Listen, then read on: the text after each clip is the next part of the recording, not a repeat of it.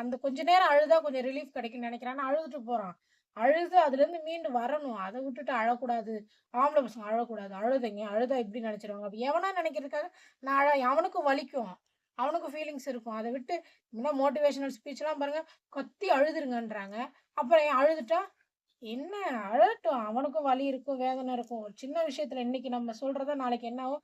"ஏய் நம்ம அழக்கூடாது போல இருக்கு. நம்ம அழுதா வீக்கு போல இருக்கு" அப்படின்னு அவனுக்கு தோண ஆரம்பிச்சுரும். அதனால அழறான். ஆனா அழுதுட்டு போறான். இன்னும் ஒரு 10 நிமிஷம், ஒரு 1/2 அன் ஹவர் அதுக்கப்புறம் அதுலேருந்து வெளில வந்துருவான். ஸோ யாரே ஆணா இருந்தாலும் சரி, பெண்ணா இருந்தாலும் சரி, கொஞ்ச நேரம் அவங்க மனசு விட்டு அழறாங்களா, அழணும் விட்டுறணும். "ஏன் அழற?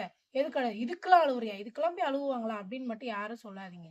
அவன் மனசுல அவன் அழுதா தான் ஒரு சில பேருக்கு கத்தி அழுதுட்டாங்கன்னா, அந்த மனசு கொஞ்சம் ரிலீஃபா இருக்கும். அந்த மாரி இருக்கவங்கள விட்டுறணும். பக்கத்துல உட்காந்து நோண்டிக்கிட்டு அழுவாத, இதுவாத. பக்கத்துல உட்காருறீங்களா? அழுவு. எவ்வளோ நேரம் அழுவுறியோ அழுது முடிச்சிருங்கன்னு உங்க தோள குடுங்க கொஞ்ச நேரம். தொந்தரவு குடுக்காதீங்க.